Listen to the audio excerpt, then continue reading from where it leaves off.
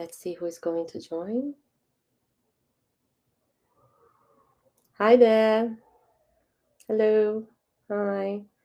Okay, Maura from Cotia. Felipe. Felipe, where are you from? Hello. Hi, guys. How are you? Lots of people. Hugh. Okay, nice. So it's very nice to see you all again. It's very nice to chat about technology again. And especially to give this talk at Disal, it's really a great pleasure. So today I will walk you through 6 strategies I believe you must take when equipping your students for AI-driven jobs and AI-driven market. Yeah, Carlos, I completely agree with you. It's extremely important. It's a very important matter. So I'm gonna walk you through my talk now. Okay, it looks huge, but it's just because every single topic it's scrutinized. So we will have a short introduction followed by some contributions to AI in education, AI and students, edutech and students embrace AI, employment, teachers embracing AI, strategies for equipping students, practical implementation, lesson plan, and conclusion. The lesson plan I will present is actually part of this free course that you have it here. So if you like, and if you really want to know how to implement, how to use the tips I will present today, just feel free to join. It's free of charge. It's a course that we have created during the pandemics, and we share whenever we can with all the teachers. We chat because I think it's of great importance, and our task as educators is to share knowledge and to contribute in increasing it. Nice. So when we talk about AI, or when you think of AI, people will think of computers, robots, and ChatGPT and everything. But we have to kind of remind ourselves that we have been using that for a long time. Okay, so it's part of our everyday lives nowadays. So if you want to watch a film and you have Netflix or Amazon or Disney, you will need AI. If you want to select some lyrics or songs or a podcast using Spotify, that's AI too. So it's part of our lives. So it's natural that it will be part of our job market. Okay, guys, just 1 second. Let me switch off my mobile. Thank you. Sorry. So when we talk about technology, we know that it's advancing very, very quickly, right? And this technological advancement and shifting, I mean, it is shifting job landscapes. It's not thing news actually. It's been a while actually. Oh, from Peru, Monica. Where about you? Where about in Peru? I've been to Peru. I love your country. Amazing country. So that's why it's really important for us educators to use AI and to teach using AI and to see it not as a monster, but as something that will equip us to teach better, will allow us to create material and maybe have some extra time for ourselves as well. Why not? So from years, educators, well, we have been using products powered by artificial intelligence. But once ChatGPT kicked in, right? So once ChatGPT has started, it actually once it popped up, it it created lots of debates. People were really against and really pro. Nowadays, we are starting to understand how this thing will play out. So there have been debates about benefits and drawbacks using artificial intelligence in education. Sorry, guys. But one of our main concerns, probably as educators, as teachers, why not, is, well, we have to find ways in which we will avoid our students, well, they won't be able to cheat on school assignments. So what do we have to do? How do we have to create our assessments? How will we have to elaborate assessments? So I've given a talk just about this topic 4 months ago. So just check at Disal and you will find this talk. And if you have any questions, feel free to reach out and I'll be more than happy to walk you through. Okay, so other teachers, like we've been sort of embracing these products, mainly because if we know how to use, it saves us time. It can help us with rubrics. Why not lesson planning as well? And creating materials. Why not, right?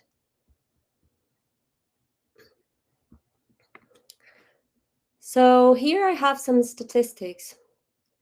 Here in this pie chart, I have some statistics from America. So this survey was done in April, as you can see here. It was part of the Edweek Research Center survey. And in this survey, American educators shed some light on their views about technology, NI, and AI platforms. And as you can see, nearly 50% of the American educators said AI would have a negative and a very negative impact on teaching and learning in the next 5 years. That's a bit concerning because it sort of kind of push you away from dealing with the technology, and seriously, you can't really run away from it. It's there. And so our students will need, I mean, we all have to face it. This is a fact. In Brazil, we have some questionnaires, we have some research, but it's not very consistent. But still, I was able to find some. There is this really good one, really nice one done by Monteiro and all. And it's interesting that some teachers, most teachers in this research, they are a little bit skeptical, like, regarding whether the ChatGPT will enhance the quality of students' education. In this, I agree more or less. I mean, when it comes to these lines, I don't know if it's going to happen, if they are going to use for, if they're going to use it and do some misleading things or cheating on their exams. So really bad practice. Or if they will use it to, increase knowledge and look for resources. So how you student opts to use, great part of it is, well, at least great impact. We have a lot of impact on what our students do. We can actually guide them and we can teach them on how to use it in a more productive way, instead of seeing just as, okay, they are going to cheat, they are going to, they're not going to do their work. So no, how about if you teach them how to actually do their work better, because you can do that. Also because ChatGPT or all these AI, they are very specific. You need to know how to ask and how to write your questions in order to get the information you really want.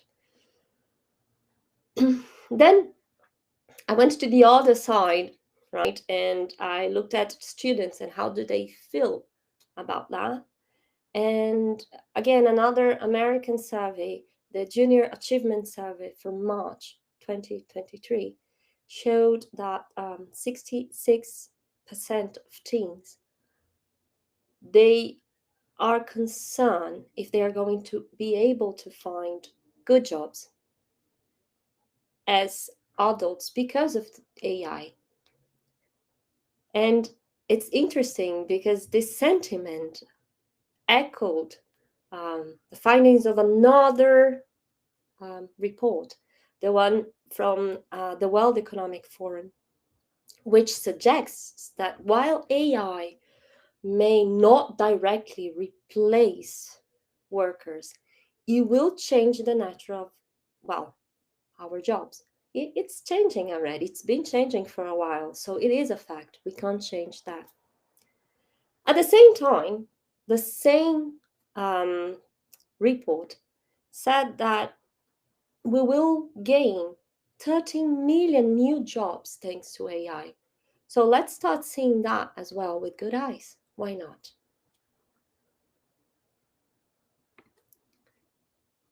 So when we talk about AI, we think about edutechs and startups, and I'm referring back to this particular talk, which was a very interesting talk done on April 23rd, organized by Memorized. It's a learning platform in which 5 CAOs were talking about exactly this. So, how artificial intelligence will likely or can or may change what and how students will learn in school. And so the panelists were, well, the CEO and co founder of the platform Mindstone, um, Josh Hull, the founder and executive chair of Soapbox Labs, Patricia Scanton, Sarah Townsend, the CEO and co founder of Wangle, Raza Habib, the CEO and co founder of Human Loop, and finally, Ben Watley, the co founder and chief strategy officer of Memrise. And it's interesting to see how they see that and how they embrace AI and how important they think AI is. So they all consider that we have to embrace AI concepts across subjects, from maths to English to ethics to Portuguese to Spanish, whatever. For instance, in maths, students could explore coding or algorithms, or in ethics classes, they could discuss the ethical implications, because we have to talk about that as well. It's really important. Or privacy, because we do have privacy concerns, things that we have to take into account. And by putting this all together, this AI stimulus into the curriculum, we empower our students to understand and critique and innovate with AI. Because you're only able to critique, innovate, and do something if you know it very well. As a matter of fact, the International Society for Technology and Education emphasizes that a foundational understanding of this whole concept of AI is really essential for school and for life. So, for success in school and life. So, why the urgency, right? So, well, then I went back to another CEO and co-founder of AI Edu, sorry, Alex Contron, and he said that failure to incorporate AI education into the curriculum would be a massive disservice to students. According to him, AI literacy should be a fundamental part of a student's education. And actually here in this slide, I highlight, it's not just students who need to understand AI. We, as educators, we also have to understand. We must understand the potential it has, especially when we are talking about labor market and its huge impact. Going back to the again to the jobs report, the one done by the World Economic Forum's Future for a Job, it actually predicts that a huge change in the skills needed for future employment. So nowadays, it's interesting that more technology we have, more human we need as well. So we need that our human part working together with technology, because computers, they will never think like us. Okay, so that's what we have to teach our students. So for future, we need to focus on cognitive problem solving, which that, I mean, some machines, they are quite developed, but they are not there yet. Analytical thinking and technology literacy.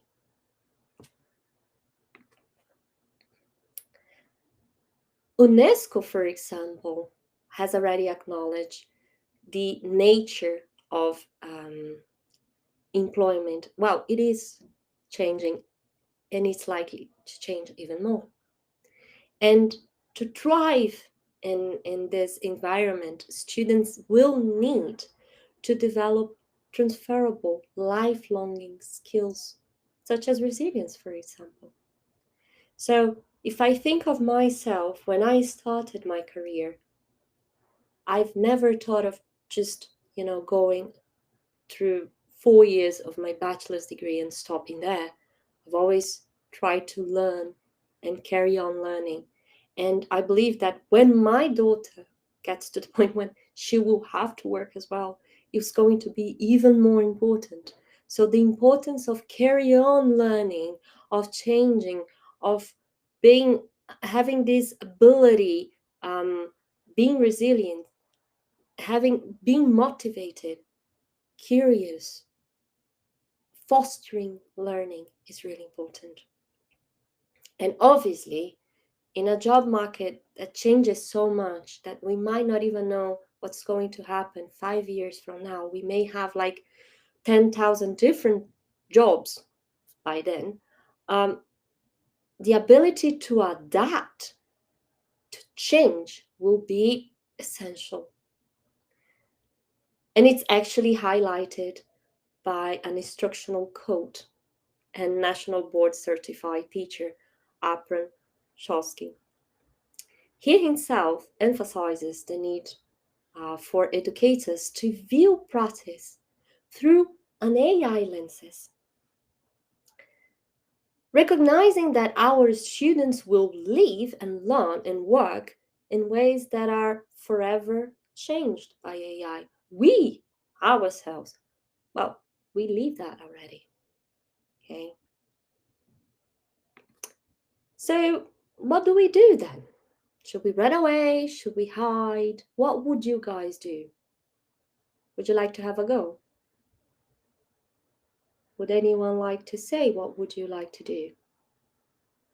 Before I'll discuss the principles I have here. So Maura, Yasmin, Felipe, do you have any ideas? Would you like to share with us? David,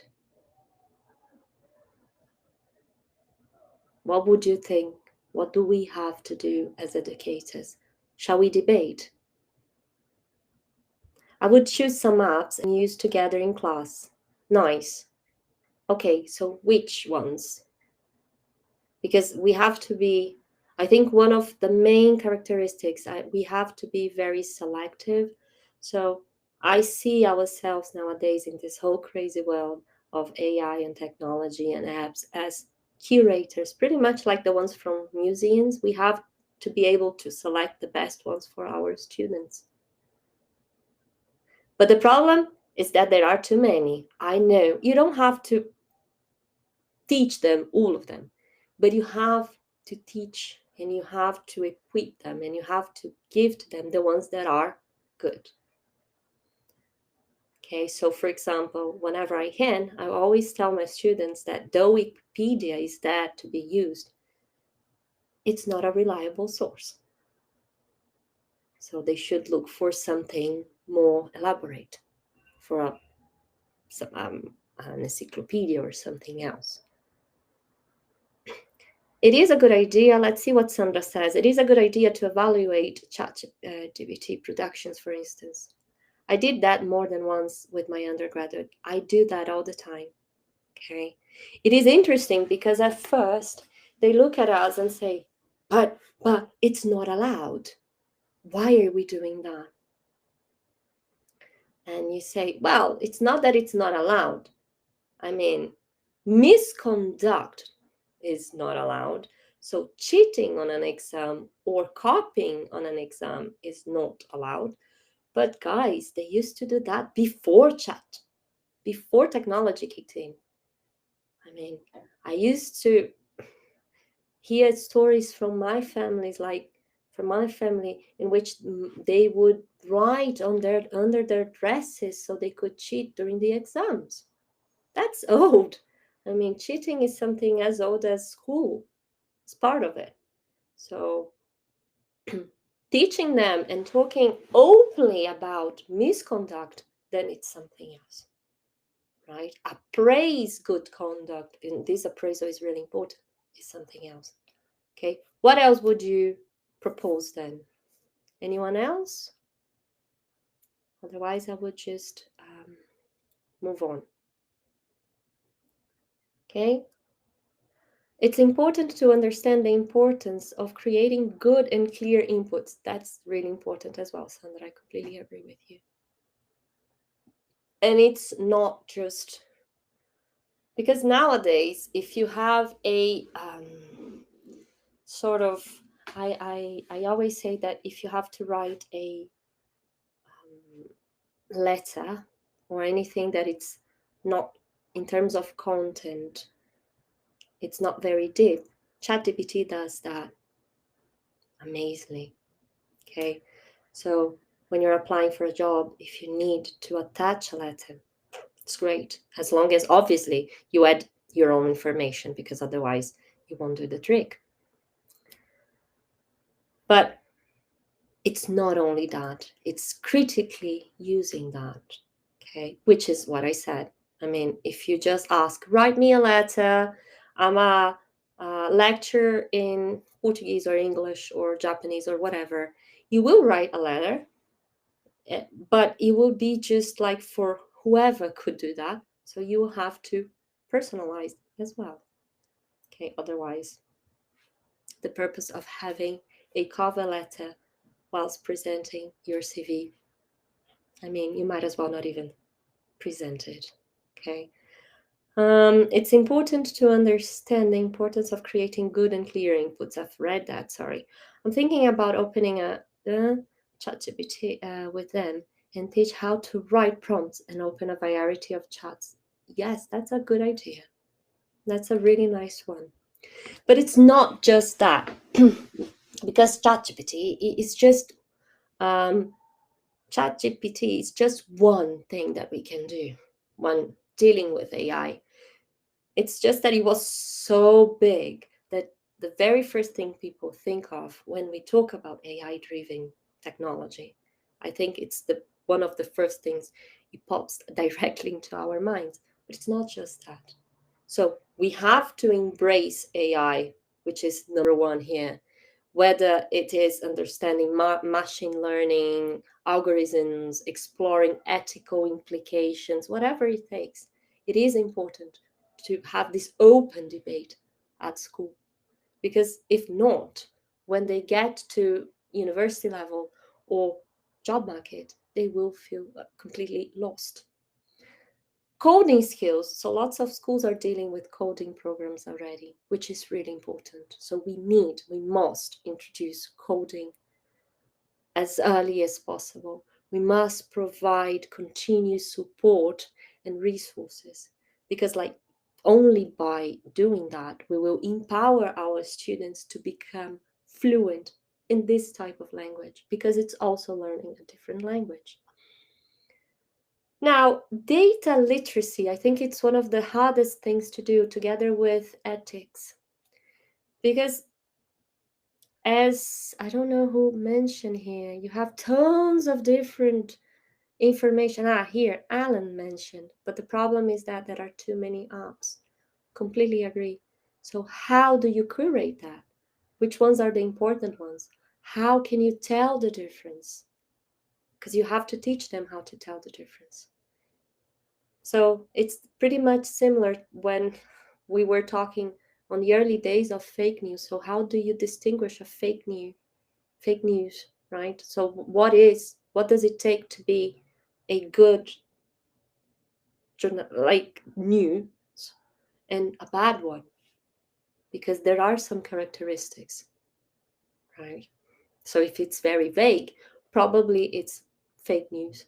If it's accurate, if it has actually information, proper information, such as where, when, what, who did that, probably will be something done by CNN or BBC or whatever. So data literacy is very, very important.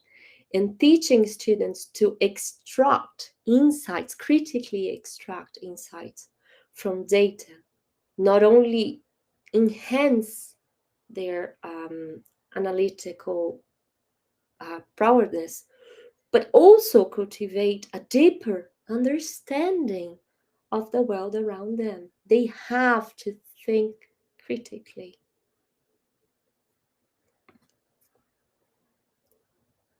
Now, soft skills has been something that, especially in HR, people are talking, they love soft skills nowadays. And there is a reason why they love, because that's what it distinguishes us from machines. And that's what we are really good at. We are really good at dealing with people, so why not? So by prioritizing soft skills development through project-based learning, interactive activities, name it, you have it, you can do as many things as you want. We nurture well-rounded individuals capable of thriving in diverse work environments, not only in work environments, but in life as well. Now, I've mentioned that before, but lifelong learning is crucial. So instilling a passion, by instilling this passion for learning, we kind of equip our students with the ability to adapt to a never-changing world in which the job landscapes will carry on changing, and they have to be able to kind of carry on and adapt. And ethical technology, because I think that all of this, all these 5 topics, they don't make sense if you don't talk about ethical concerns and ethical technology, and how do you apply ethics to that. So as stewards of knowledge, we have the responsibility to instill ethical values and principles in our students. And by doing that, from promoting digital citizenship to addressing bias in algorithms, or integrating ethical technology or misconduct, that's really important. That's actually what we have to discuss. So let's talk a little bit about the practical implementation, right? So we have already mentioned that we have to leverage a variety, huge amounts of apps and programs. We have the sky is the limit, I would say. We can create engaging learning experiences and cater. Please do not be afraid about technology. It has to do with many easy things. It can be learned. This is what should be taught to the students. That's very true, Carlos. That's very true. I wouldn't have said something. I mean, that's really the aim. I mean, technology is not a big monster. At the beginning, it does look like it, but it can help a lot. Okay, it's curious. It is curious that ChatGPT always get things right on subjects I don't know very well. I shouldn't told me this recently. Yeah, because then we are not critical enough to this. ChatGPT is really nice. There are lots of different AI apps we can use that are much more advanced, actually. This is just one. And if I would say, I mean, it's very preliminary. It doesn't, I mean, it does some things, it does it really well. So, for example, if you ask to translate a short paragraph and you can read later and analyze it, it does it sort of okay. You can change some words here and there. But yeah, tomorrow becomes yesterday too soon with technology. It really depends. Okay, obviously, we will have to select a bunch of them. Okay, um, to specialized on, and we have to change and keep up with courses and keep up with these debates and learn more. That's why this lifelong learning is so important. So here I brought Scratch and Code.org, but you have tons of different apps you can use also when teaching languages, okay? So just for instance, here, I'm just gonna put it here in our chat now.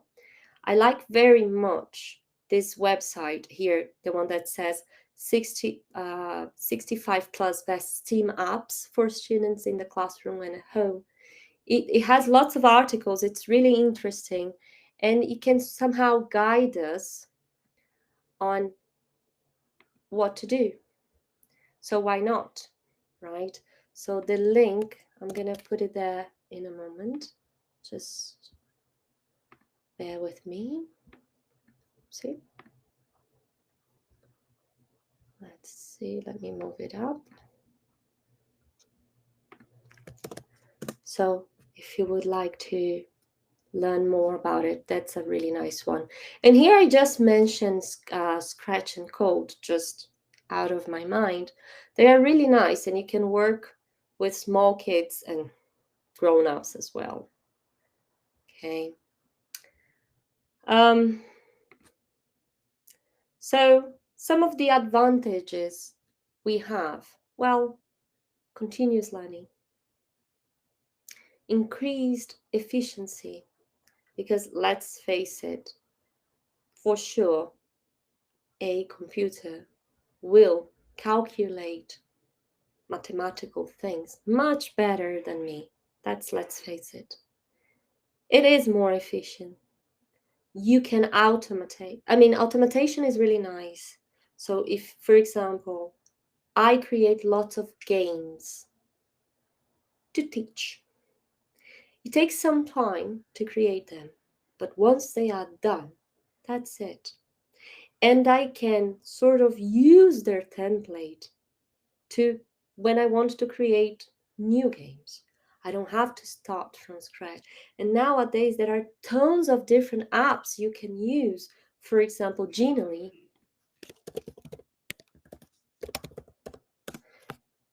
And it comes with, or Canva, for instance, just two out of my mind. And they come with tons of different prompts and templates, so you don't have to reinvent the wheel.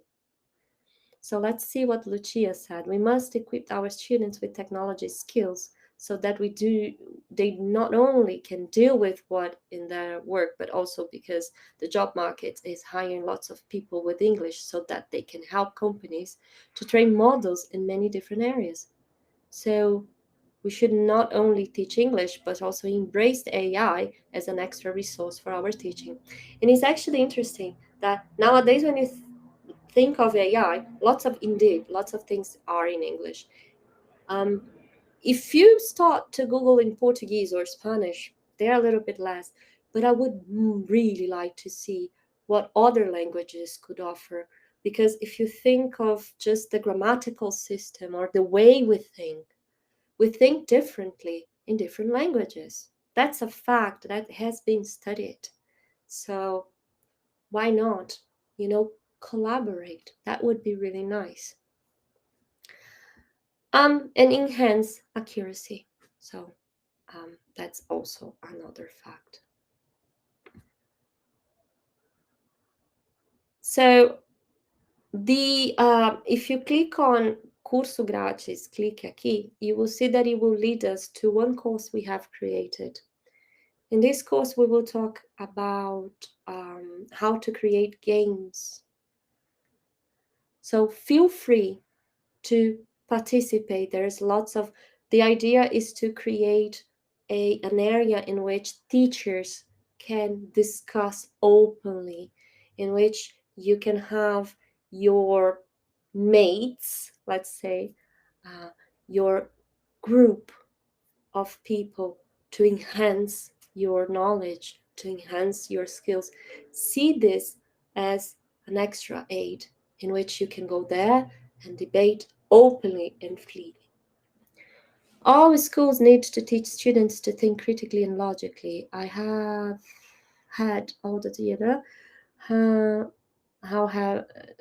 have degrees, but seem to have limited ability to think logically.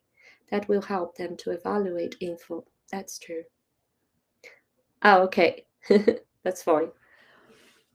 Okay, so before I'll show you, I have two lesson plans as I promised.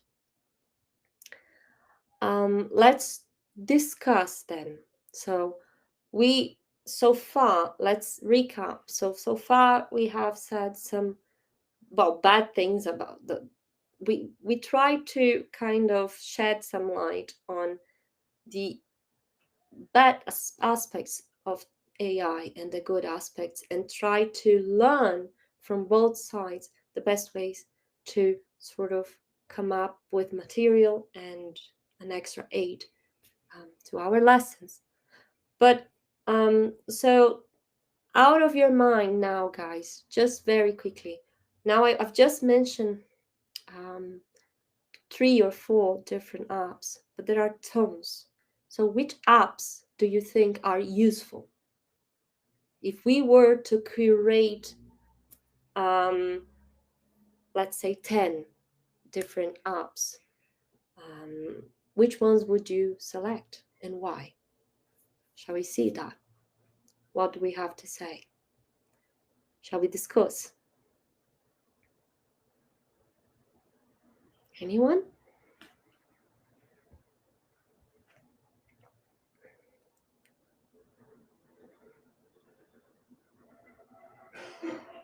What would you like to suggest? Sorry guys, I'm in the making of a cold, so I'm gonna have some tea while you're suggesting things.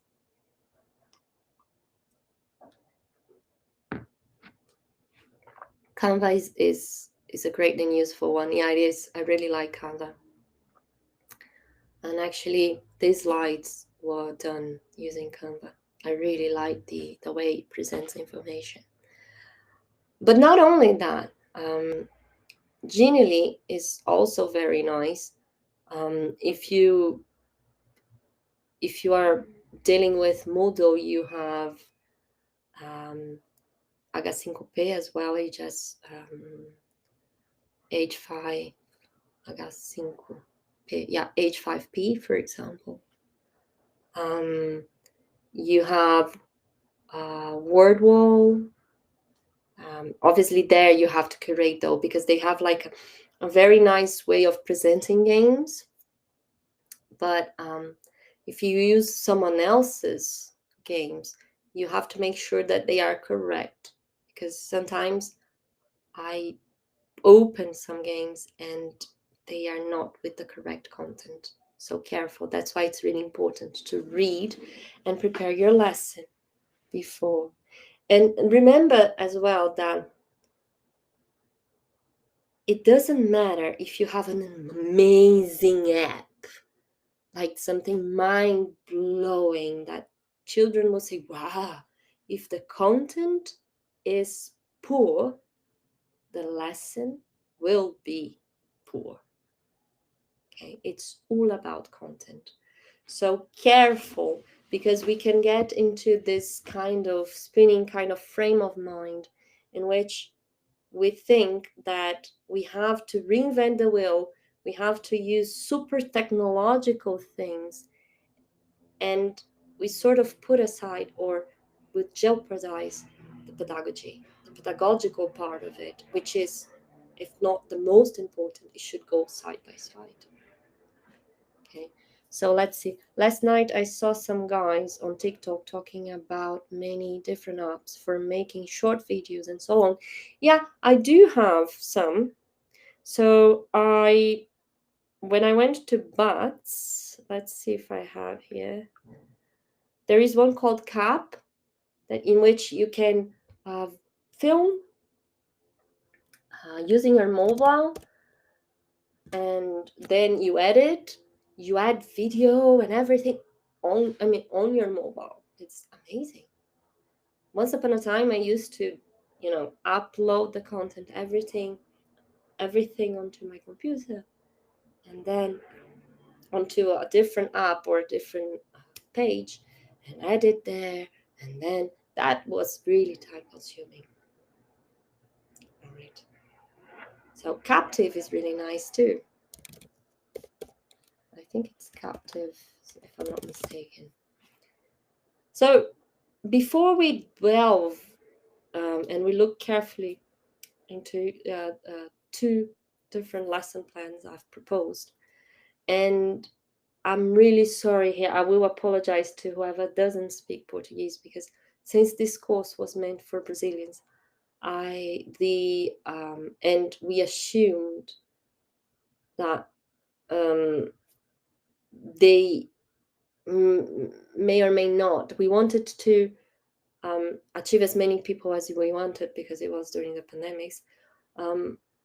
We hadn't taken for granted that they would speak English, so everything is in Portuguese. But if you have any questions of any sort, or if you would like me to translate into English, reach out. Okay, not the course, but the lesson plan. Okay, so results and achievements. So by preparing our students for an AI-driven job market, well, as we said, it requires a holistic approach that integrates traditional education with emerging technological skills, but also socio-emotional competencies. Okay, we saw the importance of socio-emotional competencies, especially during the pandemics. They are really, really important. Okay, so by embracing AI, fostering coding skills, promoting data literacy, prioritizing soft skills, cultivating a lifelong learning sort of culture, and integrating ethical technology education, we can empower our students not only to navigate all the intricacies and complexities of the digital age with confidence and integrity, but also to transform and equip the next generation for success. I see that many of these apps are going to help students to get into the job market by start making money and career in technology. They will. They will for sure. They will. Okay.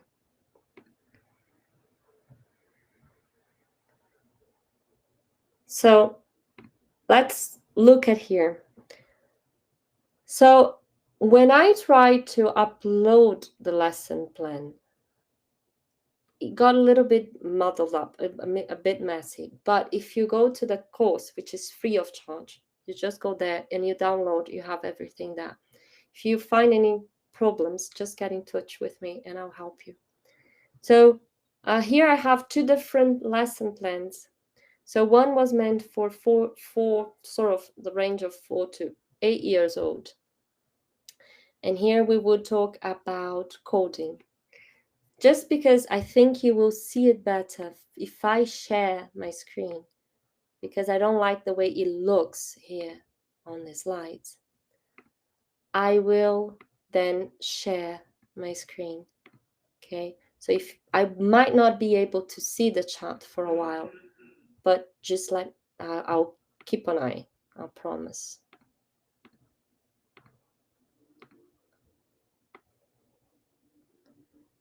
Okay, so let me make it bigger.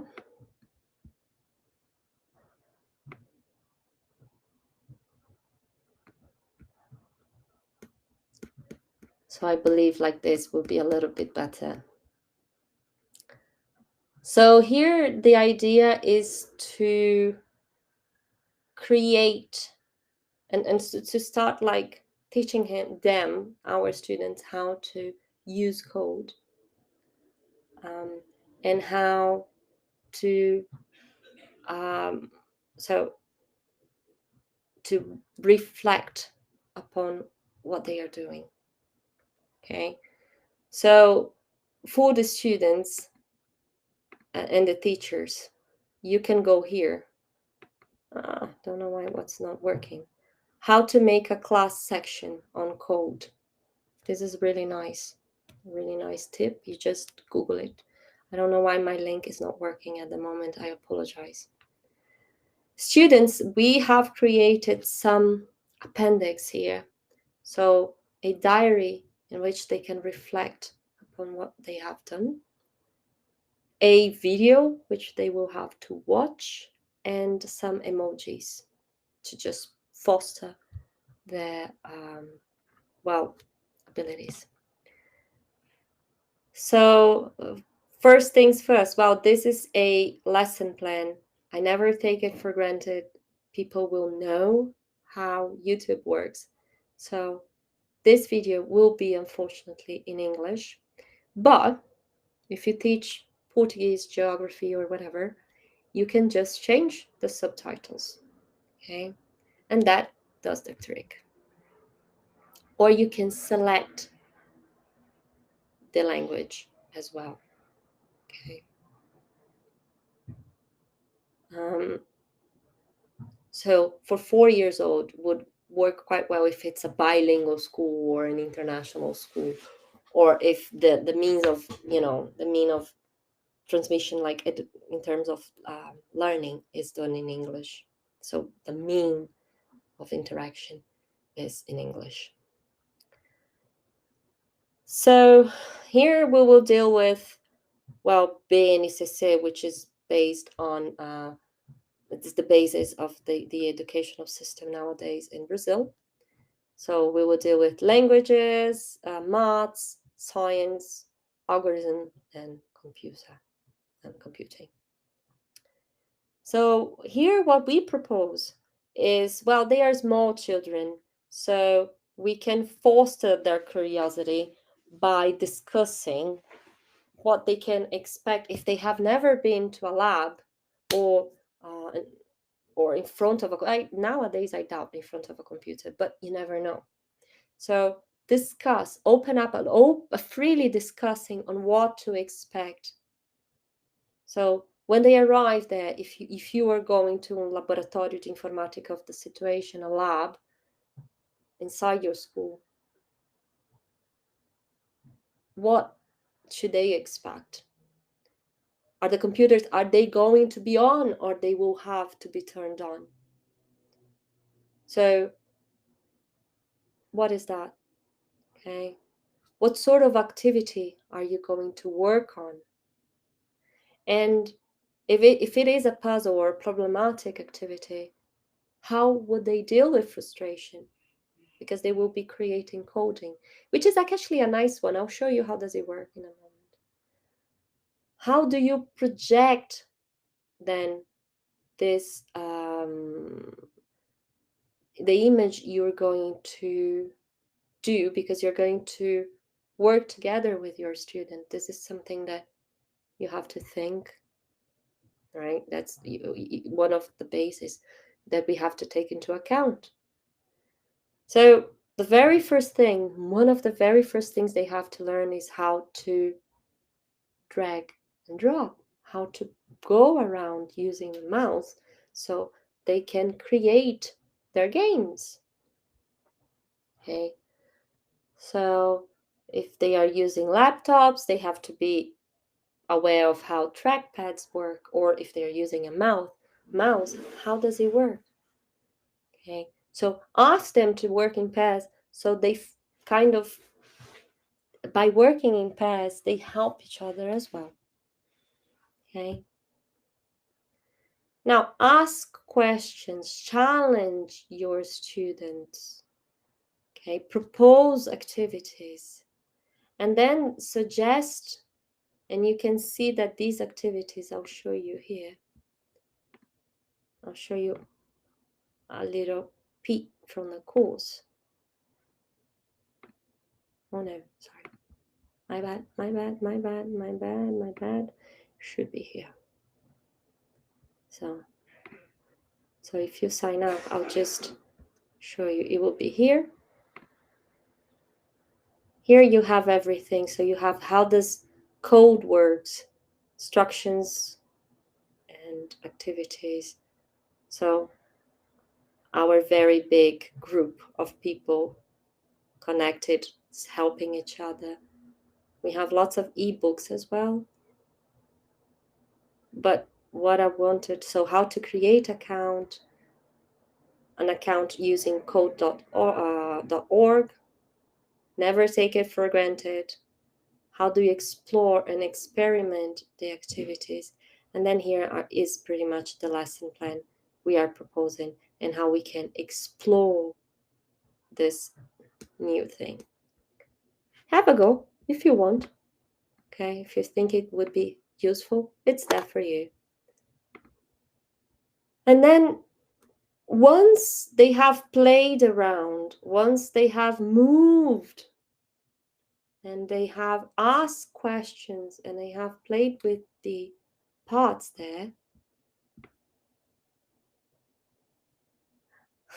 Oh, yeah, sorry, guys. I'm so used to that nowadays that I got... Note that use subtitles often have errors. They do have errors, but that's the best thing we can do.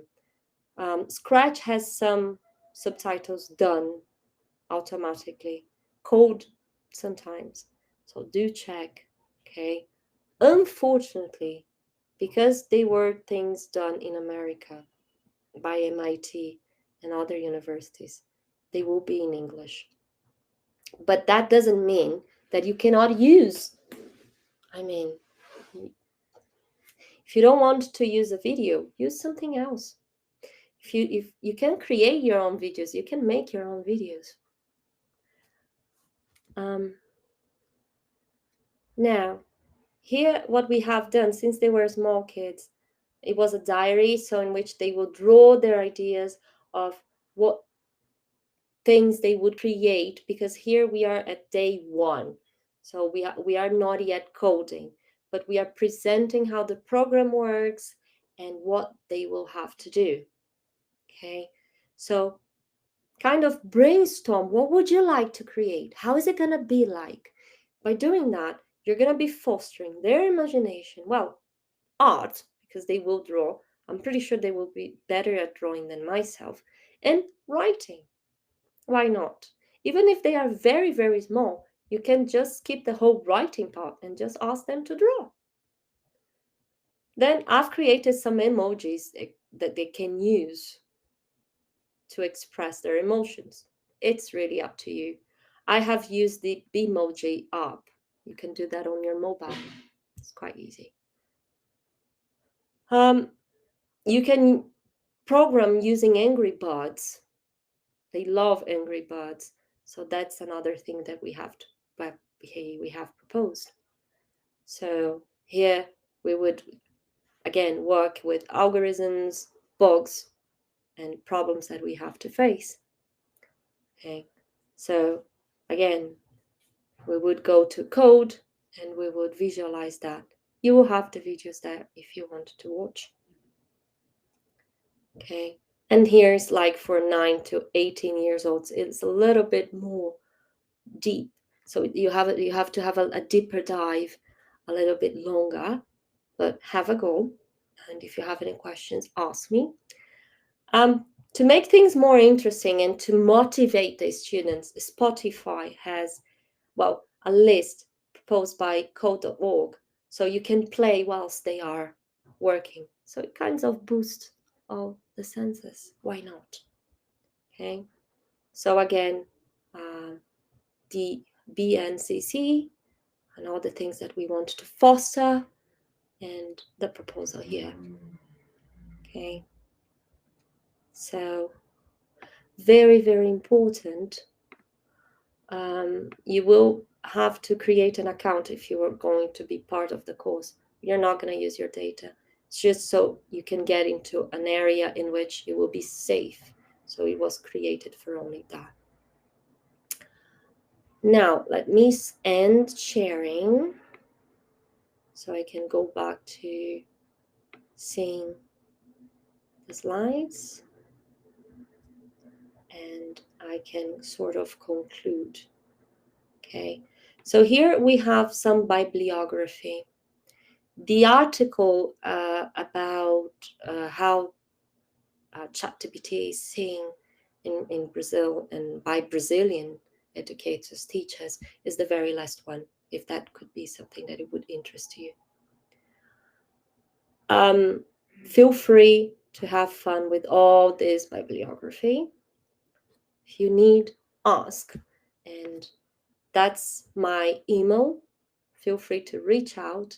Thank you very much. Now I'm going to open for Q&A if you have any questions, and I'm all yours.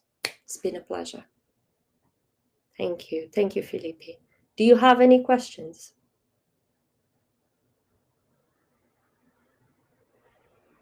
Paul, thank you. Thank you, Alan. Thanks. Thank you very much, guys. Thank you very much. It was really nice to chat to you. Thank you. And again, if you have any questions, just feel free to reach out. Okay. Lots of means. Cheers. Yes. Thank you. I do need that, Jesus, a lot. And tea all the time. Okay. Thank you very much, Maisa. Oh, yes. The website, guys, sorry, is here in the link, but I will put it here in the chat as well. So in case you would like to, I'm going to send you directly to the course. Okay, so if you want to access. Oh, thank you so much. It's been a pleasure. I really like to chat with you. But if you would like to know more about us, this is a British and Brazilian platform to foster learning languages, language learning and teaching training. We offer lots of different courses free of charge. So just take a look there and you can have. Will you share the presentation with us? I might if you send me an email. Okay. Do remind me though. Okay, I'm really bad at. It's not that I don't share because I'm mean. It's just that I'm really bad at keeping track of the things I have to do. So if you do ask me, I will. Okay, but it would be on PDF because it was done using Canva. It's not it's not just like any one like that. Oh, so thank you very much, Leandro. Thank you very much. Oh, thanks, you're Rocco, you're darling. Thank you for sharing your presentation. Thank you. Is that your email? Would you like me to write it down? Is that what? Okay. I think it would be better if you email me because then I just respond. Would that be okay, Elena? yeah, the site, you have to create a login and password. Do not share your login and password. That's yours to be yours. Okay. And we follow all the European and the Brazilian law in terms of confidentiality and data usage. Okay, so yes, you will need to create. So what we will have to do is, let me share again. We are towards the end of our presentation, but I'm just gonna share and show you how does it work. Oh, look at my, yeah. So is it this your first time here? If it is, you create a new account. Now, the whole system was done to be used in Brazilian, Portuguese, and English. So if you are terrified by the idea of using it in English, just switch to Portuguese. And then here, while you create your account, do read the policy, the privacy policy, really carefully. Okay, this is there to really protect you. And then that's it. You say agree, you create your account, and you're free to use whatever you want at your earliest convenience. Okay. So guys, it's been a great, great pleasure. I'm off. Thank you very, very much. Maura, if you write to me, I will. Okay. So guys, thank you so much. I've got to go. It's been a pleasure. Someone is typing. David, thank you. And I'm off. If you need anything, if you have any further questions, just reach out. I'm more than happy. I'll be more than happy to respond. Bye-bye, guys. Have a lovely weekend. See ya.